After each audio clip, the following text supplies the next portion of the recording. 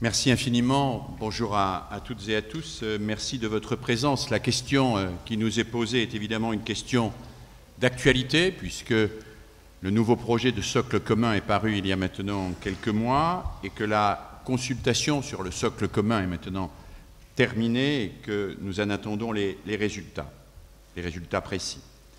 C'est une question évidemment extrêmement complexe aux enjeux essentiels et en 30 minutes, je ne pourrai que la survoler et je me suis interdit, même si j'aurais bien eu envie de le faire, de reprendre les différents points que vous avez évoqués et de les analyser un par un, ce qui me semble-t-il aurait été à la fois fastidieux et beaucoup trop long par rapport au travail que nous devons faire ce matin. Je vais me contenter de 4 séries de remarques autour de 4 questions. Un bref retour en arrière d'abord.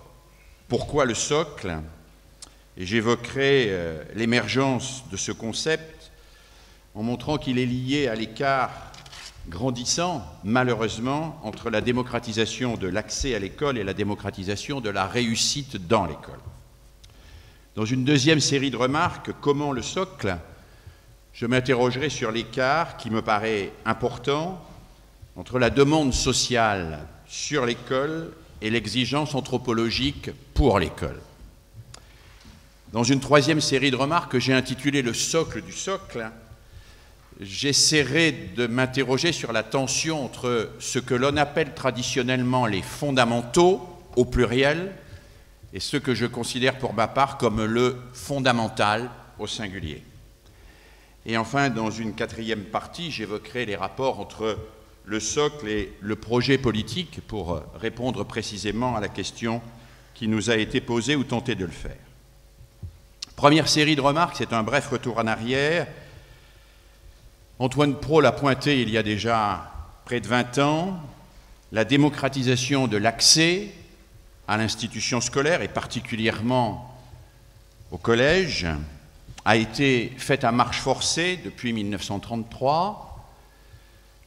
Elle a provoqué une arrivée massive d'élèves dans cette institution scolaire, mais cette démocratisation de l'accès n'a pas produit miraculeusement une démocratisation de la réussite dans l'école, et cet écart est devenu de plus en plus insupportable. D'autant plus insupportable que quand on écarte quelqu'un de l'école, il est une victime. Quand on l'intègre et qu'il y échoue, il peut facilement devenir un coupable. Et qu'un des effets pervers de cette démocratisation de l'accès a été, en ouvrant les portes de l'école à un très grand nombre d'élèves, à l'immense majorité des élèves jusqu'à la fin de la 3e, à pouvoir naturaliser en quelque sorte leur échec en disant que puisqu'on leur avait ouvert la porte et qu'ils ne réussissaient pas, c'est parce qu'ils ne travaillent pas assez ou que leur famille ne les accompagne pas suffisamment. C'est bien contre cela que nos 2 collègues tout à l'heure se sont élevés, et c'est contre cela, je crois, qu'il faut lutter. En rappelant que cette démocratisation de l'accès est une marche forcée, 1933, gratuité dans l'enseignement public, n'ignorez pas que Jules Ferry, tout en créant l'école gratuite et obligatoire pour tous, a maintenu la filière des lycées et des petits lycées payante pour la bourgeoisie, gratuité en 1933, 1936, scolarité obligatoire à 14 ans, 1959, loi Berthoin, ce qui provoque ce que un sociologue et un grand commis de l'État, Louis Cros, va appeler l'explosion scolaire. C'est l'époque où on inaugure en France un collège par jour ouvrable. 1963, réforme Fouché-Capel, CEG, CES, et 1968, avant d'être l'année des événements que l'on sait, c'est la première année où tous les élèves sont en 3e, à quelques petites exceptions près. 1975, vous le savez, réforme Mabi, collège unique, fusion de l'ensemble des filières 1, 2, 3 qui existaient au sein des collèges, dans un collège qui est censé donner la même chance à tous. Cette démocratisation de l'accès à marche forcée a été assez tôt identifiée comme n'étant pas mécaniquement une réussite. Je fais partie de ceux, c'est lié à mon âge, qui ont très largement été déniaisés par Bourdieu et Passeron dès 1964, à la publication des Héritiers, quand nous avons découvert que l'accès à l'école et le fait de proposer les savoirs n'était pas le gage automatique de la réussite des élèves. Et c'est le même Bourdieu qui, quelques années plus tard, prend acte de cet échec de la démocratisation de la réussite dans l'école et propose, pour la première fois, dans les années 89, au moment de la consultation que lui commande Lionel Jospin, propose l'instauration d'un savoir minimum commun. Alors, ce que je voudrais très rapidement, mais vraiment en une minute, explorer avec vous, c'est comment nous avons géré institutionnellement cet écart entre la démocratisation de l'accès et la démocratisation de la réussite. On l'a constaté, Bourdieu le constate dès 1964. Comment le gère-t-on? On peut identifier, mais je vais très vite, je ne vais pas dans les petits sentiers broussailleux, nous restons sur les autoroutes, on peut identifier 3 grands types de réponses pour relever le défi de la démocratisation de la réussite et pas seulement de l'accès. Je les énonce et puis je les reprendrai une par une. Premier type de réponse, c'est l'institution de filières et de classes spécialisées. Le second type de réponse, c'est la mise en place de pédagogie dite de soutien, sous toutes les formes institutionnelles et les dénominations qu'on peut imaginer. Et le troisième type de réponse, celui qui fait florès aujourd'hui, c'est le développement de ce qu'on appelle l'individualisation de l'enseignement. Filières et classes spécialisées, c'est pas nouveau, ça existait avant le collège unique. Le collège unique ne va pas les détruire complètement. Je fais partie de ceux aussi, privilèges de l'âge, qui ont mouillé la chemise dans les 4e et 3e technologiques, par exemple, en constatant qu'une partie des élèves ne réussissait pas au collège parce que la nature des programmes qui leur étaient enseignés n'était pas complètement compatible avec leur façon d'appréhender le monde. Et nous avons beaucoup travaillé pour mettre en place une pédagogie du projet technologique qui était censé réconcilier l'élève avec le savoir et lui permettre d'accéder même à une classe de seconde grâce à ces savoirs abstraits médiatisés par la fabrication d'un projet technologique. Ces 4e et 3e technologiques ont été l'occasion d'ailleurs d'une vraie stimulation pédagogique. Il y a eu un énorme travail, je pense aux travaux faits à l'époque par les ENNA, qui ont été d'ailleurs un peu passés à la trappe au moment de la création des IUFM, et c'est bien dommage, parce qu'il y avait là des choses extrêmement riches. Mais ces 4e et 3e technologiques ont finalement subi le même sort que la quasi-totalité des filières, c'est-à-dire qu'elles sont devenues des classes de relégation, et qu'elles ont subi de plein fouet le syndrome, qu'on pourrait appeler le syndrome du dernier wagon, c'est-à-dire que dans chaque classe, on détache toujours le dernier wagon pour le mettre dans la classe qui est faite pour accueillir les derniers wagons, sans se découvrir et observer que quand on a dégagé le dernier wagon, il y a encore un dernier wagon, bien évidemment, qui sera décroché l'année d'après, et ainsi de suite. Ces 4e et 3e technologiques sont devenues donc des classes de relégation.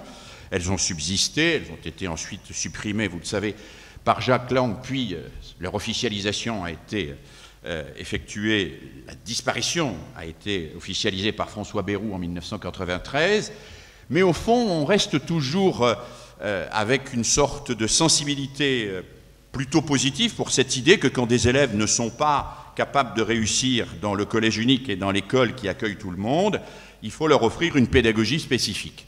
Et en même temps qu'on est tenté par cela, on voit bien que ce processus est générateur de phénomènes de ghettoisation et, comme on dit aujourd'hui, de stigmatisation. C'est la raison pour laquelle la deuxième solution qui a été imaginée et très vite proposée, c'est la solution que René Haby formule en parlant de pédagogie de soutien.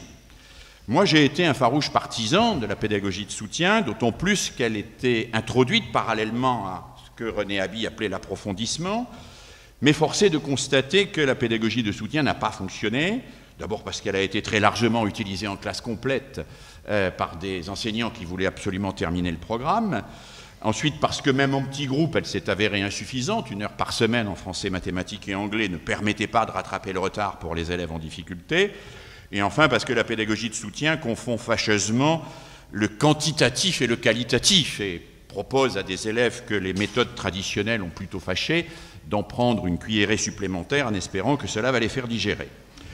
Cette confusion entre le quantitatif et le qualitatif fait que globalement la pédagogie de soutien s'est ensablée. Elle a été supprimée de facto par Chevènement en 1985, mais quand il l'a supprimée de facto, elle était déjà très largement absente du paysage, elle avait presque complètement disparu. Mais l'échec des filières et des classes spécialisées, l'échec de la pédagogie de soutien, n'a pas pour autant supprimé le problème de l'écart entre la démocratisation de l'accès et la démocratisation de la réussite. Et on peut dire depuis 2005, l'idée qui commence à émerger avec la loi d'orientation dite loi Fillon, c'est celle de l'individualisation. Il conviendrait d'ailleurs de faire une histoire extrêmement précise de ce concept d'individualisation, ou plus exactement de transformer cette notion vague en concept un peu précis à travers son histoire. Mais qu'on l'appelle PPRE, qu'on l'appelle soutien, qu'on développe ça sous forme de cordée de la réussite ou sous forme d'aide au travail personnel des élèves, nous sommes pratiquement toujours dans la même logique. C'est une logique d'externalisation par rapport à la pratique même de la classe, externalisation qui finit par vider la pratique de la classe de son contenu. Un groupe d'enseignants d'une école primaire me disait il y a 2 ans que les classes primaires étaient devenues des lieux où l'on évaluait les élèves en permanence, essentiellement pour savoir s'ils ne seraient pas mieux ailleurs.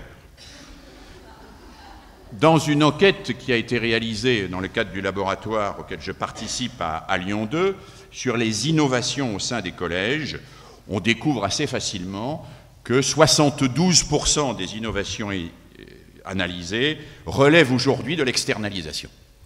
C'est-à-dire ne touchent pas le contenu de l'acte pédagogique et le fonctionnement de la classe, mais relève de l'identification et de l'externalisation du traitement du problème que l'on a repéré dans la classe. Ce n'est donc plus dans la classe qu'on traite de pédagogie, c'est à l'extérieur de la classe, et la classe devient une sorte de lieu où on fait une sorte de minimum syndical en espérant que les dispositifs externes vont pouvoir compenser les insuffisances des pratiques pédagogiques qui sont mises en œuvre. J'ajoute que cette notion d'individualisation, j'aurais aimé avoir le temps de la développer, de remonter à Miss Parkus et de son débat avec Kilpatrick et Dewey autour de la question de l'individuel et du collectif, du découpage et du projet, etc. Mais j'ai évidemment pas le temps de le faire, est en permanence menacé par un danger fort, qui est que l'on ne tranche jamais réellement dans notre système scolaire la question de savoir s'il faut individualiser les parcours ou individualiser les objectifs. Et on voit bien que, comme on ne tranche jamais réellement cela, eh bien effectivement, on n'est pas toujours avec l'individualisation dans cette démocratisation que l'on appelle de ses voeux. J'ajoute, et je terminerai par là ce bref rappel historique, j'ajoute que la question de l'individualisation pose un problème de fond. Et pour le résumer, je citerai ici Marcel Gauchet qui dit « L'institution scolaire s'épuise aujourd'hui à travers l'individualisation à poursuivre le contraire de ce qui la constitue comme institution en se moulant sur les demandes individuelles et les parcours singuliers. » Il faudrait probablement nuancer cette citation de Marcel Gauchet, mais un mot me paraît particulièrement juste dans cette citation, c'est le mot « s'épuise ». S'épuise en termes d'énergie, s'épuise aussi en termes de dispositifs multiples qui se superposent jusqu'à devenir totalement illisibles pour les familles elles-mêmes.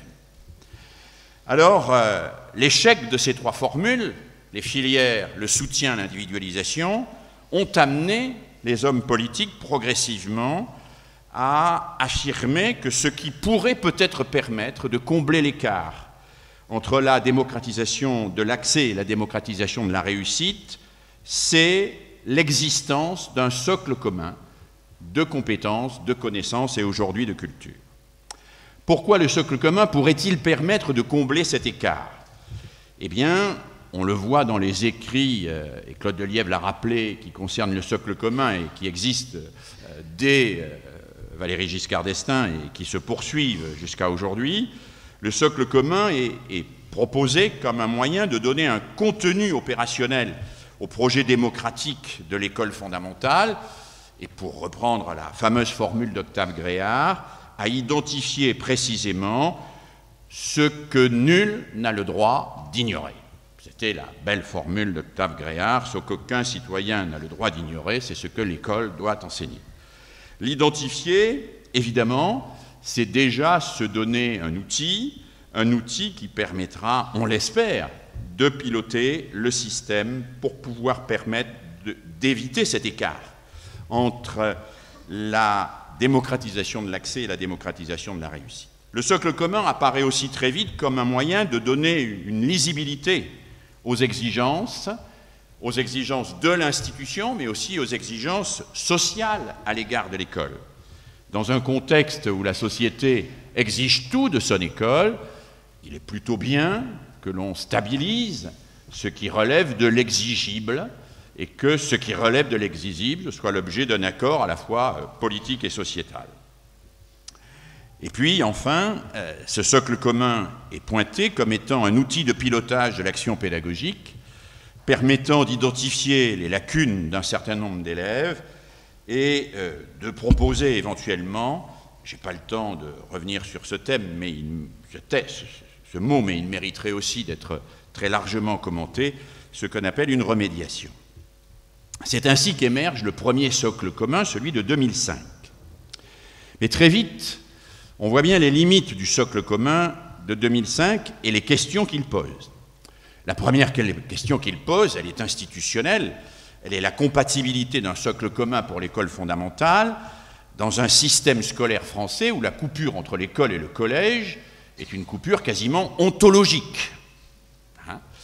Comment permettre précisément d'unifier ces deux segments de la scolarité obligatoire alors qu'ils sont construits sur des modèles radicalement différents et qu'en particulier, comme l'a très bien montré mon collègue François Dubé, le collège n'est pas construit comme un prolongement de l'école primaire dans la perspective d'une école fondamentale, mais comme une anticipation du lycée et donc une sélection prématurée pour permettre d'accéder au lycée et d'effectuer les triages nécessaires qui permettra au lycée de fonctionner. On a vu aussi que dès 2005, la notion de socle commun posait un problème dans sa compatibilité avec les programmes. Alors les enseignants ont essayé de jongler entre le socle et les programmes. Qu'est-ce qui fait loi, le socle ou les programmes? On voit bien que ça a été une vraie difficulté. On voit bien que la complexité de l'outil mis en place, le livret personnel de compétences, n'a pas particulièrement aidé à la mise en place du socle commun. Quand je dis sa complexité, je pourrais aussi dire une forme d'absurdité. Égrener des compétences aussi différentes que savoir attacher une pièce jointe dans un mail avec savoir distinguer le niveau de lecture d'un texte et adopter la stratégie de lecture correspondante au niveau de complexité, et considérer qu'il s'agit là de compétences qu'on met à peu près sur le même plan et qu'on traite en termes de acquis, non acquis en voie d'acquisition, c'est pas fondamentalement, quelque chose susceptible de mobiliser les enseignants d'une manière positive et intelligente. En plus, dans ce socle de 2005, il y avait de très larges ambiguïtés théoriques, en particulier des ambiguïtés sur la notion même de compétence, sur la notion de connaissance. Et puis, il y avait des flottements épistémologiques assez lourds sur le statut du pédagogique. Je ne vais pas revenir ici, mais en particulier sur le rapport implicite entre la connaissance de l'élève et la remédiation pédagogique. On a laissé entendre d'une manière, à mon avis, un peu rapide et qui demanderait un vrai travail d'explicitation, qu'il suffisait de savoir ce que l'élève ne savait pas pour pouvoir lui proposer l'apprentissage correspondant, ce qui est loin d'être une hypothèse pédagogique validée par les travaux de recherche. Plus fondamentalement encore, et c'est là probablement le cœur de mon intervention, ce socle de 2005 a introduit une confusion, à mon avis extrêmement grave, entre, prenons une métaphore qui est celle de l'automobile, le tableau de bord et le moteur. Le socle peut être un tableau de bord, il ne peut pas être le moteur. Il peut être un tableau de bord au sens où il peut dire ce que la société, voire ce que le ministère, à travers les demandes sociales et la négociation, le travail de ses parlementaires exige des enseignants, il ne peut pas être le moteur des apprentissages. Et ce que les enseignants ont découvert dans les années 2005-2010, c'est que les compétences, ça n'est pas mobilisateur de l'intérêt des élèves. Je partage totalement l'analyse qu'a faite Roland Guagou tout à l'heure sur la motivation. Un des grands problèmes de l'institution scolaire quand on parle de la motivation, mais pas seulement, quand on parle de l'attention ou de toute une autre série de questions, c'est la confusion permanente entre l'objectif et le préalable. L'école est particulièrement forte pour transformer les objectifs en préalables. La motivation n'est pas un préalable de l'apprentissage. Ça n'est pas un préalable dans l'école, c'est un objectif de l'école. Si on fait de la motivation un préalable à l'apprentissage, il est bien évident qu'on fait de l'école un outil de sélection. On inscrit, non pas comme Platon, au fronton de l'académie, nul n'entre ici s'il n'est pas déjà éduqué, s'il n'est pas déjà géomètre, on inscrit nul n'entre ici s'il n'est pas déjà éduqué et bien éduqué de préférence.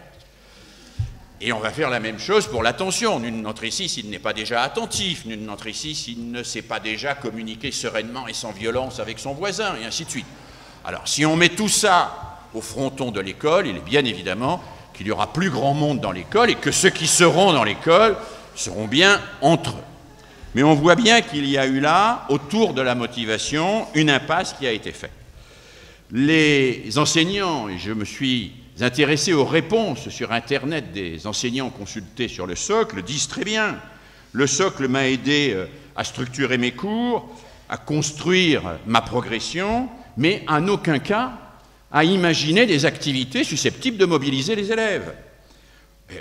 J'ai retenu cette réponse d'un professeur de Clermont-Ferrand, ça n'est pas un clin d'œil à Roland Guagou, qui disait « On enseigne le socle, mais on ne l'enseigne pas avec le socle. Il faut bien des activités mobilisatrices susceptibles de permettre aux élèves de se mobiliser sur ces apprentissages, et ce n'est pas l'énoncé des compétences qui va mobiliser les élèves, c'est bien ces activités que nous pourrons imaginer et construire. » Alors la nouvelle mouture du socle, celle qui est aujourd'hui en débat et qui a été évoquée par mon collègue, lève un certain nombre de problèmes qui étaient présents dans le socle de 2005. D'abord, connaissances et compétences ne s'opposent plus et contribuent ensemble à la construction d'une culture. Le socle devient non pas quelque chose qui est à côté des programmes, mais la matrice même des programmes, ce qui, à bien des égards, est beaucoup plus cohérent. Le socle s'émancipe du cloisonnement disciplinaire, mais sans abandonner la référence aux épistémologies de référence et aux épistémologies disciplinaires. Et le socle affirme très clairement la nécessité, je cite, pour les enseignants, de planifier et choisir de la façon la plus pertinente de parvenir aux objectifs du socle, en combinant les démarches qui mobilisent les élèves et centrent leurs activités et les démarches de la classe qui doivent être engagées sur des enjeux intellectuels riches de sens et de progrès. Le socle même, dans sa mouture aujourd'hui donnée, ouverte au débat, propose, à côté des intitulés, ce qui s'intitule des champs d'activité. Alors on peut regarder d'une manière un peu précise ce que sont ces champs d'activité. Effectivement, ça peut apparaître un peu ce que j'évoquais, ce que je pointais comme étant des moyens de mobiliser l'intérêt et l'activité des élèves. Mais en réalité, quand je lis ce texte, je le trouve beaucoup plus riche, beaucoup plus ambitieux, beaucoup plus intéressant que le socle de 2005, mais en même temps, je trouve qu'il confond quand même encore très largement ce qui relève de ce que j'appellerais la demande sociale, et c'est la troisième série de remarques que je voudrais faire, de ce qui relève de l'exigence anthropologique. Qu'il y ait une demande sociale qui impose à l'école une forme d'obligation de résultat, ça se discute. Qu'on en oublie pour autant qu'apprendre n'est pas une activité mécanique, qu'elle relève d'un engagement d'un sujet, et que cet engagement du sujet ne se déclenche pas comme on déclenche le décollage d'une fusée à Cap Canaveral en appuyant sur un bouton, mais que cet engagement suppose une situation pédagogique mobilisatrice. Cela me paraît préoccupant. C'est Alain Touraine qui dit que, constatant l'échec de la pédagogie durkheimienne, il n'y a plus aujourd'hui d'adéquation spontanée entre l'institution et les personnes, entre les aspirations des élèves et les exigences de la société vis-à-vis de son école. Et oui, il n'y a plus d'adéquation entre les aspirations des élèves et les exigences de la société vis-à-vis de son école. Ce qui veut dire que si cette adéquation n'est plus là, il y a quelqu'un qui doit permettre néanmoins la rencontre entre l'un et l'autre. Et cette rencontre entre les aspirations des élèves et les exigences de la société vis-à-vis de son école, c'est le travail de l'enseignant. Marcel Gauchet dit des choses aussi particulièrement importantes à mes yeux quand il observe ce qu'il appelle la grande mutation anthropologique de la moitié du XXe siècle sur le rapport du corps et de l'esprit. Quand il dit en particulier que jadis on souffrait par le corps et on était racheté par l'esprit, aujourd'hui le lieu de la jouissance c'est le corps et l'esprit est devenu pour beaucoup d'élèves l'occasion de la souffrance. Ce qui traduit en termes plus accessibles à nos élèves de 6e veut dire on ne voit pas pourquoi on se prendrait la tête alors que c'est bien plus facile de prendre son pied. Et que c'est plus agréable, évidemment, et plus sympathique. La question est donc bien aujourd'hui, non pas simplement de définir les exigences d'une société à l'égard de son école, mais aussi de s'interroger sur les moyens qui permettent à cette école d'atteindre ces exigences. Cela renvoie à une théorie de l'apprentissage. Cela renvoie en particulier à une réflexion sur ce qui est vraiment capable de mobiliser les élèves, c'est-à-dire à la question du désir d'apprendre.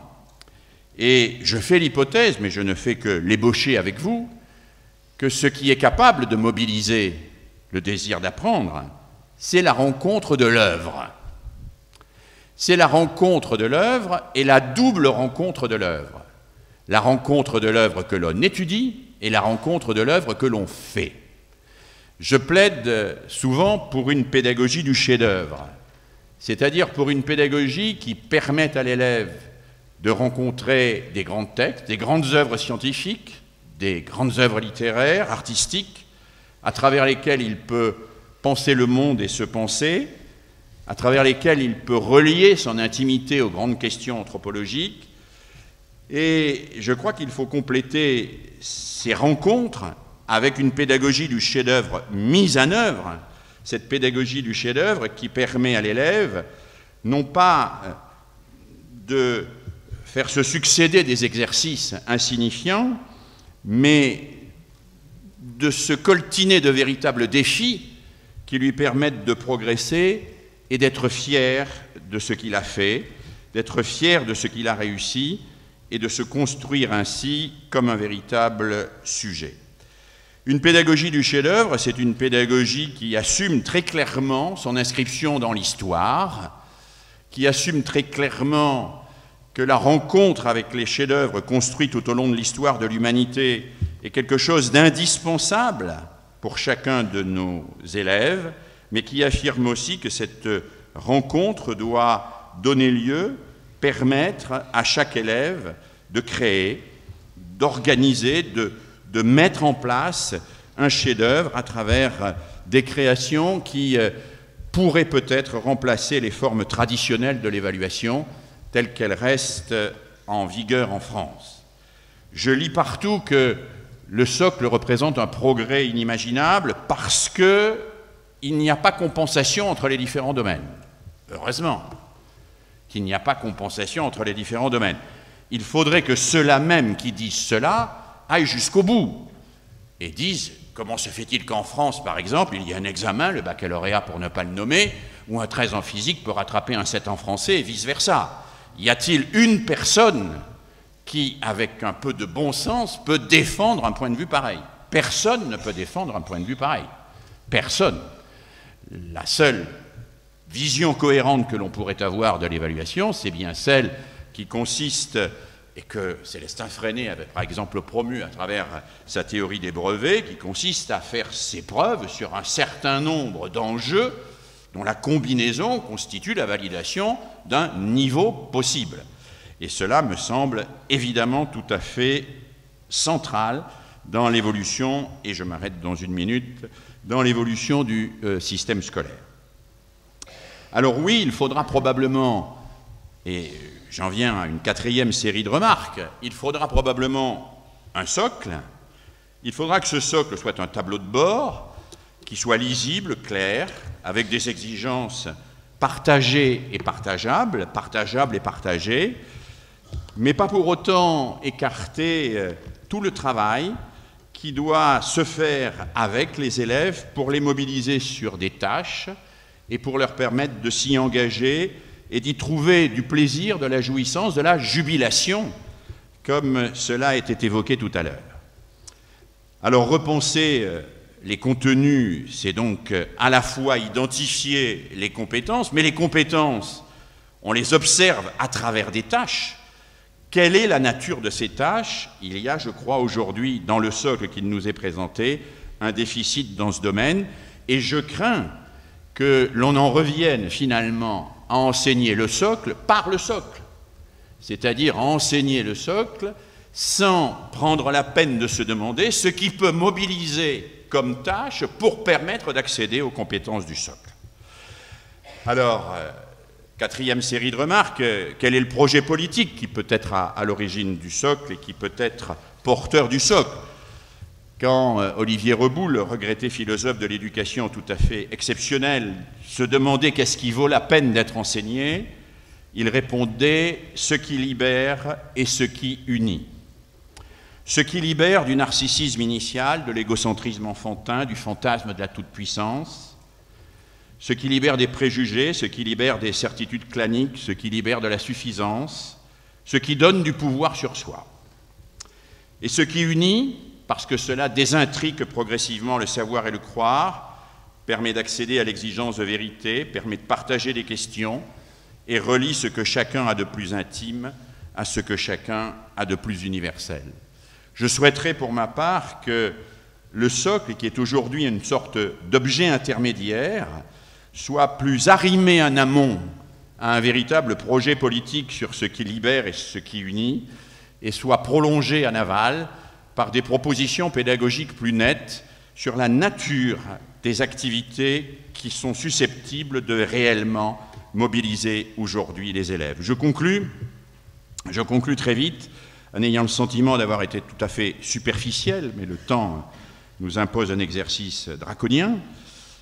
Il y a eu, et je saluais tout à l'heure nos collègues de SOS Éducation dans la salle, des débats épiques il y a quelques années entre pédagogues et antipédagogues. On parlait même de débats entre pédagogues et républicains, comme si les pédagogues n'étaient pas des républicains, comme si on ne pouvait pas être républicain et pédagogue. Je ne suis pas sûr que ces débats soient aujourd'hui d'actualité. En revanche, j'ai trouvé récemment une distinction qui me paraît clarifier considérablement les choses et le débat sur l'éducation aujourd'hui. C'est une distinction effectuée par un collègue américain, Labarré, qui est rapporté dans un ouvrage paru en 2006 et qui étudie l'évolution des discours et des pratiques pédagogiques aux États-Unis de 1970 à 2000. Labarré distingue, et cette distinction me paraît d'une pertinence tout à fait remarquable, le progressisme administratif et le progressisme pédagogique. Que met-il dans le progressisme administratif? Il met un mélange de psychologie behavioriste et de théorie du management. Il met une fascination par l'approche scientiste et quantitativiste. Il met un éloge du pilotage par les résultats. Il met une priorité absolue aux compétences sans souci particulier pour les contenus d'apprentissage. Et que met-il dans le progressisme pédagogique? Il dit que celui-ci, dès lors qu'il est dégagé du romantisme libertaire et qu'il s'intéresse réellement au rapport du sujet et de la culture, et qui fait du rapport du sujet et de la culture le cœur, précisément, de son engagement, il est capable de mettre en place des situations d'apprentissage et à partir de là, de permettre à chaque individu à la fois de rencontrer la culture dans ce qu'elle a de plus exigeant et de prolonger cette culture dans ce qu'elle aura à la fois de plus personnel et de plus intime. Alors, je voudrais rapidement conclure en disant que... Bon, je conclus la conclusion. Allez, je conclus la conclusion. En disant que, au fond, pas plus que les compétences ne mobilisaient les élèves, le progressisme administratif aujourd'hui ne mobilise les enseignants.